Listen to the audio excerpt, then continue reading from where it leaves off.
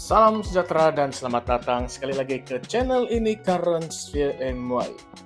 Satu isu lama yang tidak pernah habis dibincangkan, ME63 ataupun Perjanjian Malaysia 1963. Datuk Seri Anwar Ibrahim baru-baru ini dengan penuh yakin mengumumkan bahwa Kerajaan Madani adalah kerajaan paling proaktif dalam menyelesaikan isu-isu ME63. Kata beliau, banyak perkara yang tertunggak sejak sekian lama kini telah berjaya diselesaikan. Tetapi persoalannya, betulkah semua masalah besar itu sudah selesai? Atau ini sekadar naratif politik untuk menunjukkan kerajaan sekarang lebih prihatin berbanding kerajaan-kerajaan sebelum ini? Nah, inilah yang kita mahu ulas, yang kita mahu bongkar pada video kali ini.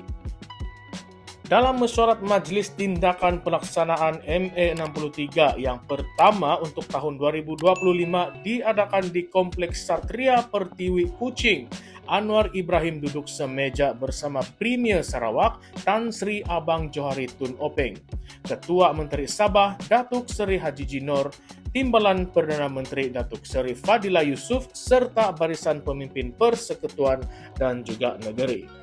Antara isu besar yang dibincangkan termasuklah cadangan menambah bilangan ahli parlimen dari Sabah dan Sarawak, hal ehwal pelancongan kuasa dalam pelantikan Pesuruhjaya Kehakiman serta penyerahan kuasa dalam pengurusan alam sekitar. Dari segi naratif rasmi, semua ini nampak seperti langkah yang besar dan bersejarah. Tetapi kalau kita tengok balik rekod sebelum ini, berapa kali sebenarnya pemimpin pusat datang dengan janji manis bahwa isu ME63 akan diselesaikan segera. Sejak era Tun Dr. Mahathir, kemudian Paklah, Najib Razak, Tun M semula, lepas tu Muhyiddin, dan selepas itu lagi Ismail Sabri, dan kini Anwar Ibrahim, naratif yang sama diulang-ulang. Semua kata mereka committed, semua kata mereka proaktif. Tetapi hakikatnya banyak isu terutamanya soal royalti minyak, hasil cukai, infrastruktur asas, serta kuasa autonomi sebenar Sabah dan Sarawak masih berlarutan tanpa penyelesaian tuntas. Kita ambil contoh isu peratusan hasil petroleum. Sebelum ini Najib Razak pernah cuba memberi jawapan dengan memperkenalkan Petroleum Cash Payment ataupun PCP. Tetapi ramai pemimpin Sabah dan Sarawak menganggap ia tidak setimpal dengan apa yang termaktub dalam ME63. Malah Abang Johari sendiri pernah lantang menuntut hak penuh ke atas sumber minyak dan gas Sarawak melalui Petros. Begitu juga dengan isu pelantikan hakim yang selama ini dianggap terlalu dikawal pusat. Jadi apabila Anwar berkata yang Kerajaan Madani sudah menyelesaikan paling banyak isu ME63, persoalan besarnya isu mana yang selesai? Adakah perkara pokok yang paling rakyat Sabah dan Sarawak tunggu-tunggu benar-benar sudah ditunaikan atau hanya isu teknikal kecil yang diselesaikan lalu dijadikan modal politik? Kita juga kena lihat konteks politik semasa. Kerajaan perpaduan yang diketuai Anwar bergantung kuat kepada sokongan GPS di Sarawak dan GRS di Sabah.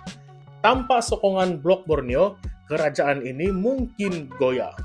Jadi apabila Anwar datang ke Kuching dan duduk semeja dengan Abang Johari serta Haji J, ini bukan sekadar mesyuarat rasmi.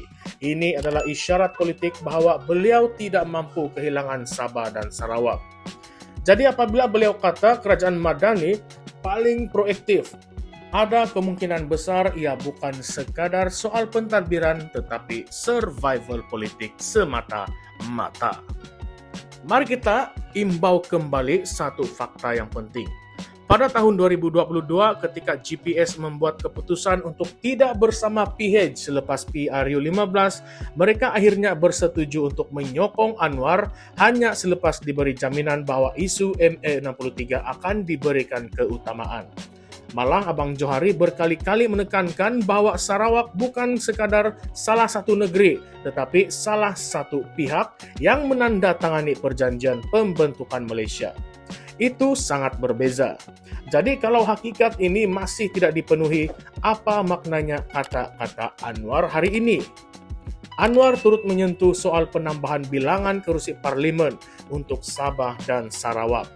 Sekali imbas ini nampak macam berita baik, tetapi kita kena ingat, isu ini sudah berlegar sejak tahun 2012 apabila Suruhanjaya Pilihan Raya mula dipersoalkan tentang ketidakseimbangan kerusi.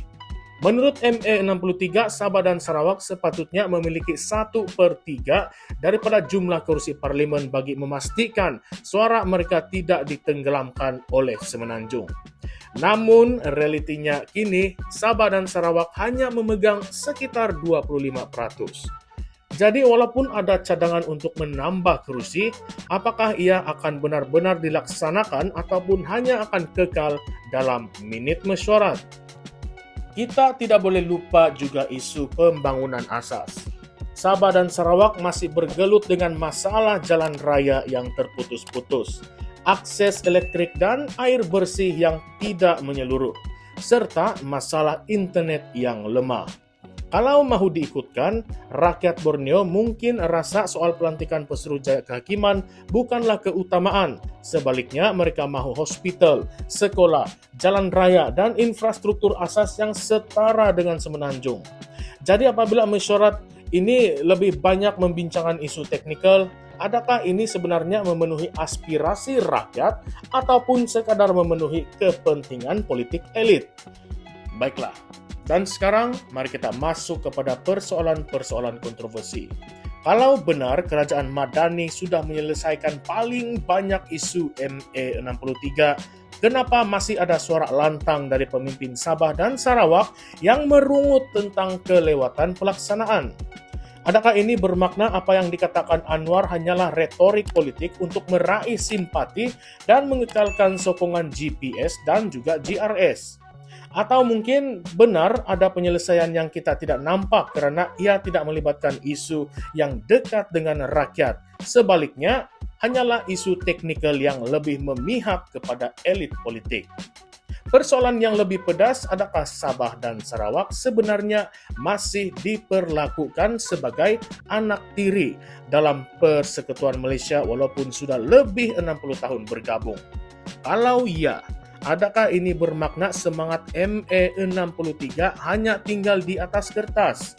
Atau lebih berani lagi, adakah kita sedang menyaksikan bagaimana pusat sekali lagi cuba mengekalkan kuasa dengan hanya memberi sebahagian kecil hak yang sepatutnya milik penuh Sabah dan Sarawak?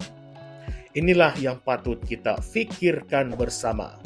Bila Anwar kata Kerajaan Madani paling proaktif, kita kena tanya, proaktif untuk siapa? Untuk rakyat Sabah dan Sarawak ataupun untuk kedudukan politik kerajaan pusat? Jawapan kepada persoalan ini akan menentukan sama ada kita benar-benar sedang menyaksikan reformasi ataupun sekadar pengulangan janji lama dengan wajah yang baru. Jadi, apa pandangan Anda semua? Adakah Anda percaya Kerajaan Madani benar-benar sudah menyelesaikan isu ME63 lebih banyak berbanding dengan kerajaan-kerajaan terdahulu? Atau ini semua hanyalah strategi politik untuk mengekalkan sokongan GPS dan juga GRS dalam kerajaan perpaduan? Dan persoalan terakhir, kalau Sabah dan Sarawak terus dilayan begini, adakah akan timbul kembali desakan untuk menuntut lebih banyak autonomi ataupun mungkin lebih ekstrim lagi, desakan untuk keluar dari Malaysia? Inilah dilema besar yang perlu kita hadap. Jangan lupa, kebenaran selalunya tersembunyi di sebalik janji-janji politik. Jadi, sebelum kita percaya bulat-bulat, kita kena tanya soalan yang tepat. Kalau Anda rasa isu ini penting dan masih banyak yang perlu dibincangkan, pastikan Anda tinggalkan komen di ruangan komen di bawah. Dan adakah Anda rasa Sabah dan Sarawak sudah mendapat hak mereka ataupun masih lagi dipermainkan oleh pusat? Baiklah semua, jangan lupa untuk tekan butang subscribe, like, dan share video ini supaya lebih ramai tahu realiti di sebalik janji manis politik. Sebab kadang-kadang yang kita dengar di podium hanyalah separuh dari cerita yang sebenar. Baiklah kawan-kawan, salam sejahtera semua, salam perjuangan dan salam reformasi. Kita jumpa lagi di konten yang seterusnya. Sekian saja, terima kasih.